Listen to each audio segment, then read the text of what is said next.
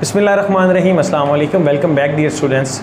Today I am going to teach you some terminologies including parthenocarpy, seed dormancy and as well as fruit setting and fruit ripening.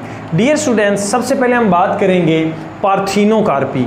Parthenocarpy का जो word है ये दो different word से मिलकर बना हुआ है। पार्थेनो का मतलब होता है फॉल्स, कार्प का मतलब होता है फ्रूट। तो मैं लिख देता हूं यहां पर, पार्थेनो का मतलब है फॉल्स एंड कार्प का मतलब होता है फ्रूट।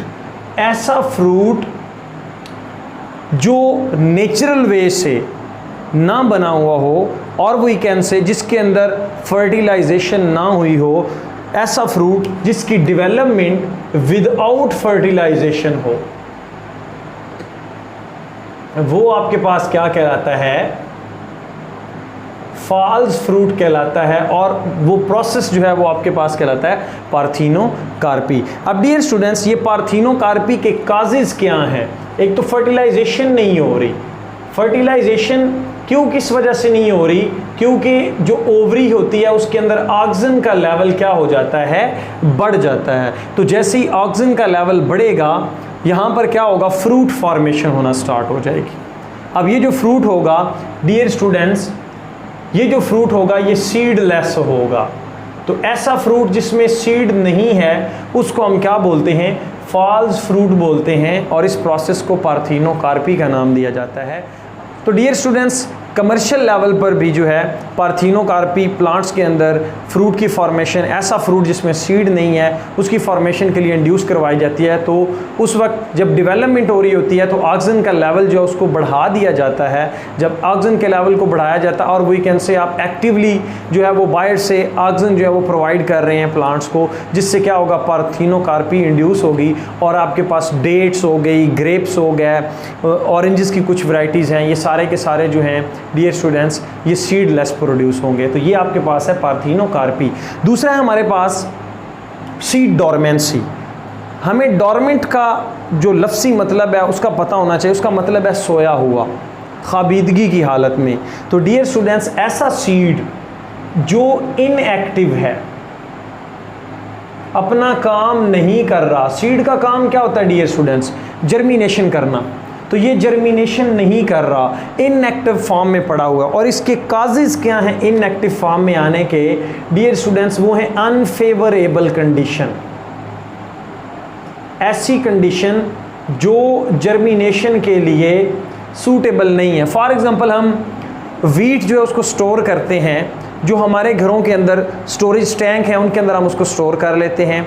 अब वहाँ पर जो दाने हैं वो तकरीबन 1 साल के लिए, 2 साल के लिए, 3 साल के लिए जो हैं डियर स्टूडेंट्स वो पड़े रहते हैं। वो अपनी डॉर्मेंट फेज़ के अंदर हैं, इनएक्टिव फॉर्म के अंदर हैं। तो जैसे ही हम उनको बाहर निकालेंगे, निकाल के फील्ड में फेंक देंगे, उससे फिर क्या होगी? जर्मिनेशन होना स्टार्ट हो जाएगी। अब फील्ड में उनके लिए क्या है डियर स्टूडेंट्स? दोबारा से फेवरेबल कंडीशंस आती हैं। फेवरेबल कंडीशंस क्या होंगी? वाटर होगा, एयर होगी एंड सॉइल होंगे। सॉइल में पड़े हुए न्यूट्रिएंट्स होंगे डियर स्टूडेंट्स, जिससे सीड क्या कर जाता है? जर्मिनेट कर जाता है। तो ऐसी कंडीशन जिसमें सीड इनएक्टिव है, वो जर्मिनेशन नहीं कर रहा क्योंकि उसके लिए जो फेवरेबल कंडीशंस हैं वो अवेलेबल नहीं है। ये चीज़ क्या कहलाती है? सीड डॉर्मेंसी कहलाती है। अब डियर स्टूडेंट्स, सीड डॉर्मेंसी जो है ये क्यों ज़रूरी होती है? सीड डॉर्मेंसी इसलिए ज़रूरी है क्योंकि जो सीड होते हैं समटाइम ऐसे प्लांट्स जो हम यूज़ नहीं कर रहे हैं, लेकिन प्लांट्स ने अपनी स्पीशीज़ को तो बचाना है, उस अपने सर्वाइवलशिप तो करना है डियर स्टूडेंट्स। ऐसे प्लांट जो एडिबल नहीं है, जिनको हम नहीं खाते, वो अपने सीड्स को डियर स्टूडेंट्स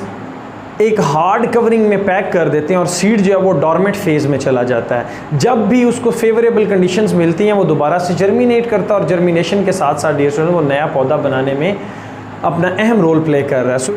तो इट्स मीन कि जो सीड डॉर्मेंसी है वो सर्वाइवल ऑफ द स्पीशीज़ के लिए बहुत अहम रोल प्ले कर रही होती है। तो डियर स्टूडेंट्स, ये मैंने लिख भी दिया है, it is important for the species survival. Seed dormancy की अपना अहम रोल प्ले कर रही होती है क्योंकि जो सीड्स होंगे वो डॉर्मेंट कंडीशंस के अंदर चले जाएंगे। फॉर एग्जांपल, ऐसा प्लांट है जिसको सर्दियों में बोया जाता है, जिसके लिए जो सर्दियों की इन्वायरमेंट है वो फिजिबल है, वो उसके लिए फेवरेबल कंडीशंस हैं, तो उनका सीड गर्मियों में जर्मिनेट नहीं करता। डियर स्टूडेंट्स, वो डॉर्मेंट फेज़ में चला जाता है। जैसे सर्दियाँ आएंगी वो दोबारा से जर्मिनेशन करेगा। आपने देखा होगा कि आपने एक दफ़ा एक ज़मीन के टुकड़े को बिल्कुल साफ़ कर दिया, उस पर प्लांट्स नहीं है, अब लेकिन नेक्स्ट ईयर आप जब दोबारा देखते हैं तो वही प्लांट्स दोबारा ग्रो किए हुए होते हैं। एक्चुअली प्रॉब्लम ये होती है डियर स्टूडेंट्स, वहाँ पर उनके सीड्स प्रेजेंट होते हैं और वो डॉर्मेंट फेज के अंदर होते हैं। जैसी फेवरेबल कंडीशंस आएंगी वो दोबारा से जर्मिनेट कर जाएंगे। अब हम चलते हैं next, fruit setting. Dear students, fruit set किसको बोलते हैं? फ्रूट की फॉर्मेशन को आप फ्रूट सेटिंग बोलते हैं। फ्रूट के बनने को फ्रूट सेट बोलते हैं। यानी कि फ्रूट जब बन जाता है इट्स मीन फ्रूट सेट हो गया है। अब बनने के बाद अपना प्रॉपर साइज अटेन करने के बाद फ्रूट ने पकना होता है, उसको हम बोलते हैं फ्रूट राइपनिंग। तो पहले हम चलते हैं फ्रूट सेटिंग की तरफ। डियर स्टूडेंट्स, फ्रूट सेटिंग में किसका रोल होता है? अहम ऑक्सीजन का रोल होता है। जब भी पोलन ग्रेन्स आते हैं तो पोलन ग्रेन्स जो हैं ये बेहतरीन सोर्स होते हैं ऑक्सीजन का। तो ये क्या करते हैं, प्लांट्स में ओवरी के अंदर style and as well as ovary को क्या करते हैं डियर स्टूडेंट्स, इसके अंदर पड़े हुए सेल्स को स्टिमुलेट करते हैं कि ये क्या प्रोड्यूस करें, ऑक्सीजन प्रोड्यूस करें। स्टाइल आपके पास ये है, ओवरी आपके पास ये है, ये क्या करते हैं, ऑक्सीजन के लेवल को हाई करना शुरू कर देते हैं। तो जैसे ही डियर स्टूडेंट्स ऑक्सीजन का लेवल हाई होगा, so it stimulate style cell and as well as ovary के अंदर पड़े हुए सेल्स को स्टिमुलेट करेगा कि ऑक्सीजन प्रोड्यूस हो। जैसे डियर स्टूडेंट्स ऑक्सीजन का लेवल ज़्यादा होता है तो यहाँ पर क्या होता है, फ्रूट की आफ्टर फर्टिलाइजेशन हो चुकी है तो फ्रूट की फॉर्मेशन होना स्टार्ट हो जाती है। ये जो ओवरी है ये आहिस्ता आहिस्ता आहिस्ता राइप करना शुरू करती है और ये फ्रूट की फॉर्मेशन में हेल्प करती है। अब डियर स्टूडेंट्स यहाँ पर देखें कि अगर फ्रूट की फॉर्मेशन नहीं हो रही तो क्यों नहीं हो रही? यहाँ पर क्या होता है कि जो फ्लावर होता है, पहले आपने देखा होगा फ्लावर आता है, फ्लावर के बाद जो है डियर स्टूडेंट्स वो फ्रूट बनता है। फॉर एग्जांपल अगर हम अनार की बात करते हैं, अनार के ऊपर आपने देखा होगा पहले फ्लावर लगेगा, बाद में डियर स्टूडेंट्स अनार वहाँ पर आएगा। तो ऐसा क्यों है? क्योंकि जो वो फ्लावर होता है उसके अंदर ओवरी होती है। अब ओवरी ने क्या करना है, राइप करना है, देन उसने फ्रूट बनाना है। So ripened ovary is called fruit. ये आपके पास क्या कहलाती है, फ्रूट कहलाती है। तो अब बाज़ औक़ात आप देखते हैं कि फ्लावर लगते हैं लेकिन गिर जाते हैं, उसमें फ्रूट नहीं लगता। अगर फ्रूट लगता है तो वो बहुत छोटा होता है, वो गिर जाता है। अब उसकी रीज़न होती है डियर स्टूडेंट्स आपके पास ABA एब्सिसिक एसिड, ये इनहिबिट करता है किसको, ऑक्सीजन की सप्लाई को टूवर्ड द फ्रूट।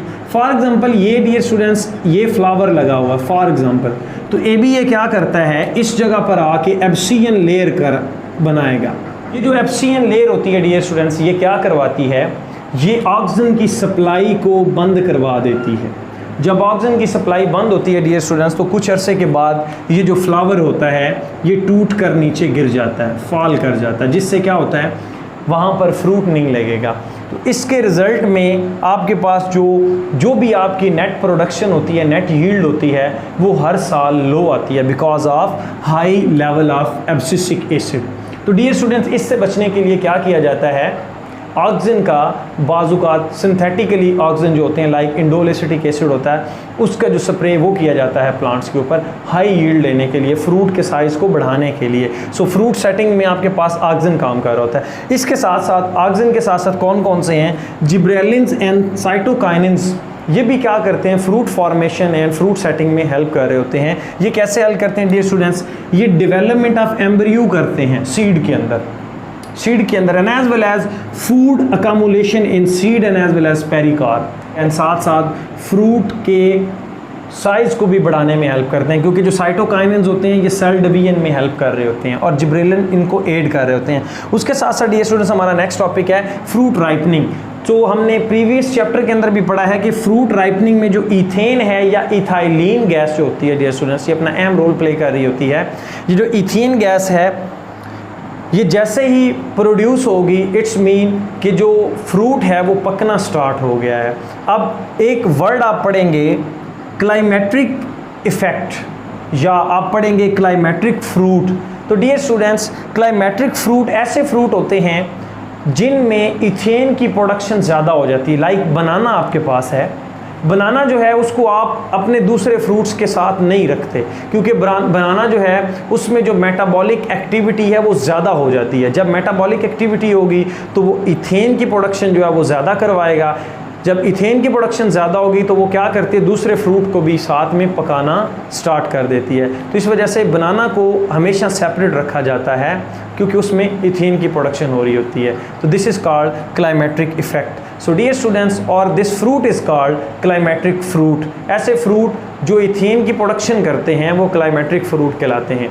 तो डियर स्टूडेंट्स, ये था आज का हमारा lecture. Stay connected, stay tuned, thank you and अल्लाह हाफिज़।